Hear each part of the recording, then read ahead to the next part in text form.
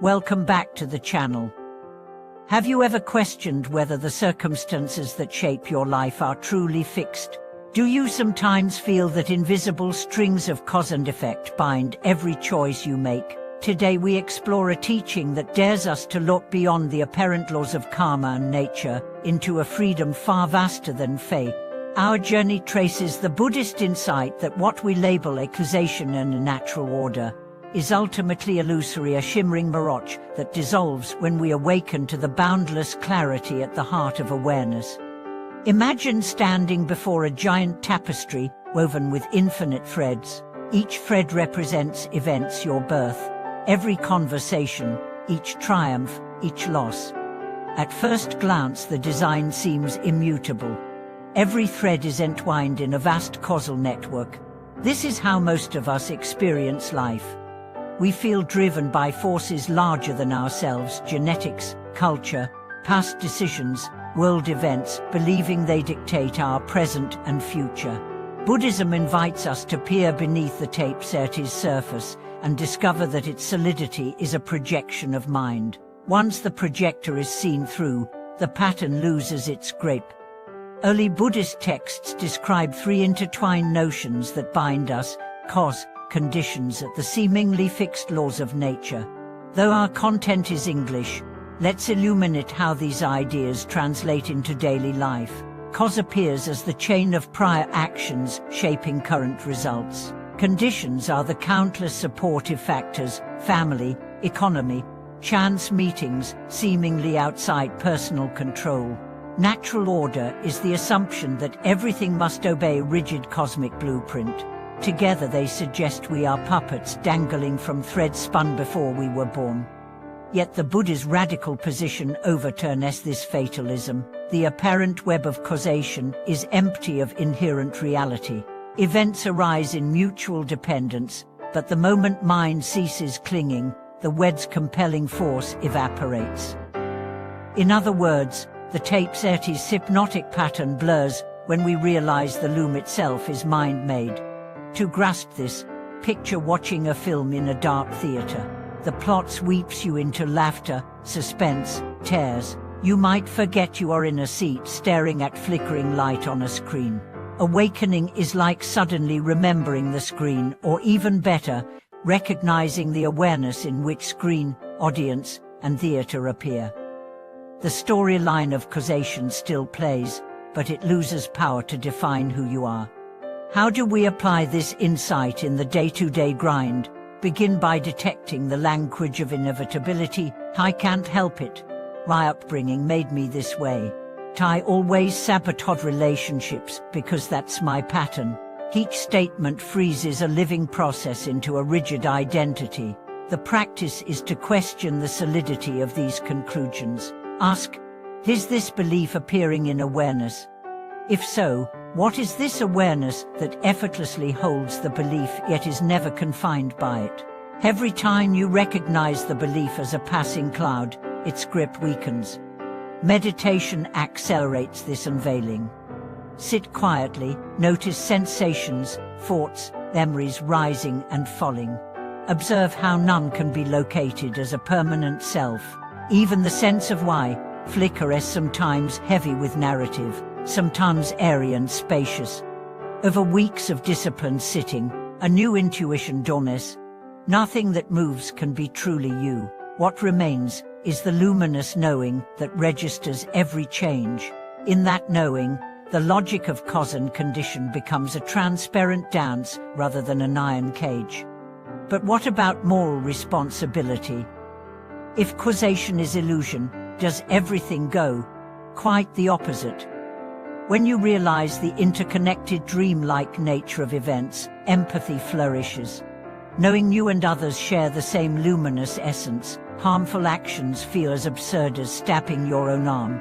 Ethical conduct arises naturally, not from external law, but from intimate resonance with all beings.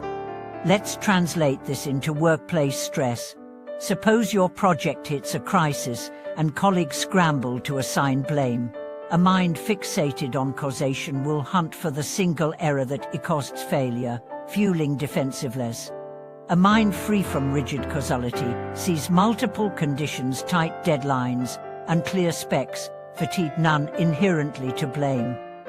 From that clarity springs creative problem solving instead of conflict. The tapestry loosens and collaborative possibilities appear. On a personal level, consider chronic self-criticism. Perhaps you believe, because my parents criticized me, I am doomed to self-doubt. By meeting this narrative with open awareness, you expose it as a present moment thought pattern, not an unalterable decree. New choices emerge: therapy, mindfulness, gratitude practice. You shift from puppet to dancer, weaving fresh steps in the ever-new space of now. Advanced teachings go further, revealing that even your awareness is not a static entity but the dynamic, self-luminous display of reality itself. When duality between knower and known dissolves, the question of causation becomes moot. Everything is the spontaneous expression of infinite potential, free yet orderly, like jazz improvisation that follows no script yet makes ecstatic sense. Poets hint at this in lines such as, "The breeze at dawn has secrets to tell you, don't go back to sleep." Mystics speak of life as a dream dreamt by no separate dreamer. Scientists glimpse it when quantum events appear uncaused yet statistically coherent. All point to the same mystery the Buddha unveiled for those ready to see. So, breaking free from causation and natural predetermination is not about denying physical laws or ignoring consequences. It is about awakening to the dimension where freedom and order are not opposites but facets of a single boundless reality. You still plant seeds and harvest crops, but you do so with the playful wonder of knowing the entire field, including planter, seed, soil, and sun, is a shimmering dance of empty luminosity. May this exploration inspire you to loosen the knots of fatalism, to question every inner verdict of a must and can't, and to live from the vast possibility that opens when the tapestry becomes translucent. Each moment is fresh ground, each breath an invitation to create anew.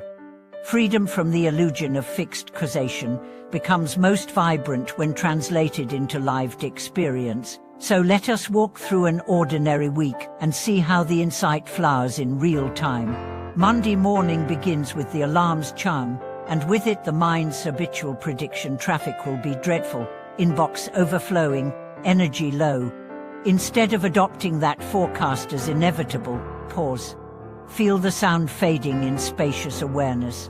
Notice that before a single conclusion forms, there is only clear cognizance and pulsing sensation. In that interval the chain of therefore I will suffer has not yet been forged. Rising from bed, you move slowly enough to sense the body's dynamism, blood racing, muscles limbering, already disproving the dull story of fatigue. One choice made from clarity, however small, reconfigures the web of conditions for the entire day. Midweek, a sudden market swing threatens your team's project. Old programming would tighten the gut and trigger frantic calculations about blame and defense. Meeting the news with fresh eyes, you acknowledge adrenaline, but also recognize the mental movie predicting catastrophe. Neither indulging nor suppressing, you breathe and ask, who is the one frightened? Where is that self located? The question cuts the loop. From the silent gap springs a creative impulse, pivot the proposal toward an adjacent demographic. What looked like doom reveals a hidden doorway precisely because you did not freeze inside the script of predetermination. On Friday evening, a friend cancels dinner last minute. Instead of reviving the familiar narrative, people always let me down, you watch disappointment swell and recede like a tide.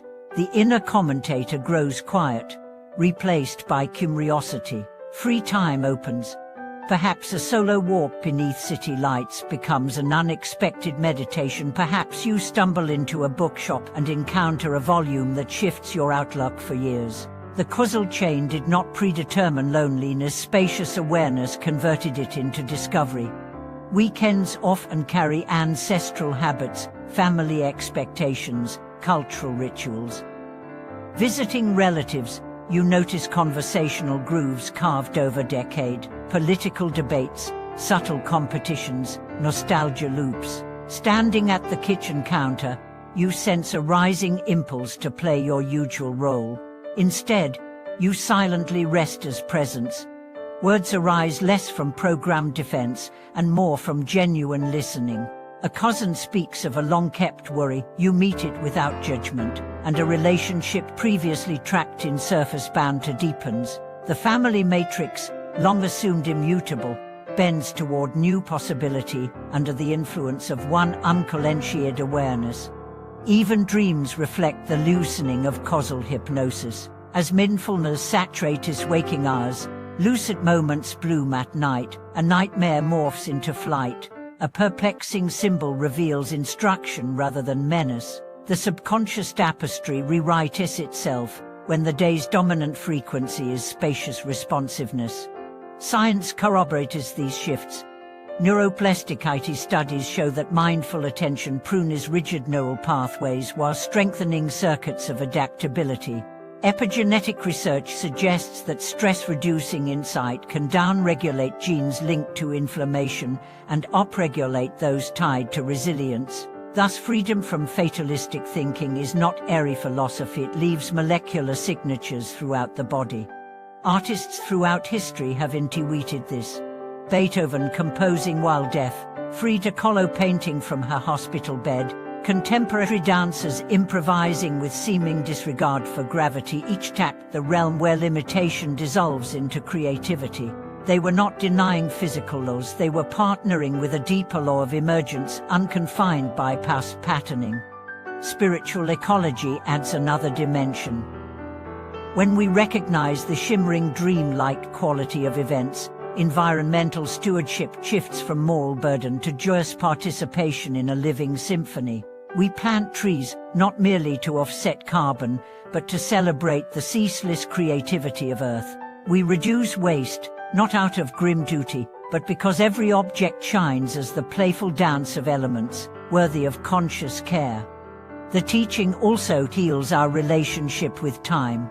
Chronological sequences still unfold, yet the psyche no longer drags a ball and chain of regret, more lunges at distant fulfillment. Memory becomes a treasury of stories rather than a courtroom. Planning becomes an act of gentle sketching rather than anxious blueprinting. Presence assumes its rightful throne, and paradoxically, effective action increases, for energy once spent resisting what is now fuels clear response. Advanced contemplativists sometimes report a final flip. The sense of being a separate agent evaporates, revealing life living itself without owner. Choices still happen, speech flows, projects complete, but they do so as waves cresting and subsiding in an ocean of spontaneous intelligence. Even the subtle street residue of doership relaxes. What remains is effortless compassion, like sunlight nourishing without intent. Most of us taste such openness in fleeting flashes during awe in nature, deep love, or full absorption in art. Practice is the art of stretching those flashes into abiding traits. It does not matter if the journey takes decades. From the perspective of timeless awareness, each glimpse is already whole. So the invitation is practical and immediate. Start where you are. When a Shodor cant appears, pause and feel its texture in the body. Let it be, yet look behind it. Ask whether the rule it asserts is truly carved in stone or simply a memory echo. Attend to the field of experiencing rather than the storylines alone. Over and over, the weave looseness and freedom that once seemed philosophical turns palpably real. Carry this insight into civic life. Policies, economies, cultures all appear to lumber under historical momentum. Yet every collective structure rests on individual assumptions renewed each morning. As more people awaken to the reliability of pattern, societal change accelerates in ways statistics cannot predict. The very recognition that systems are dreamed into place grants power to redream them toward justice and creativity.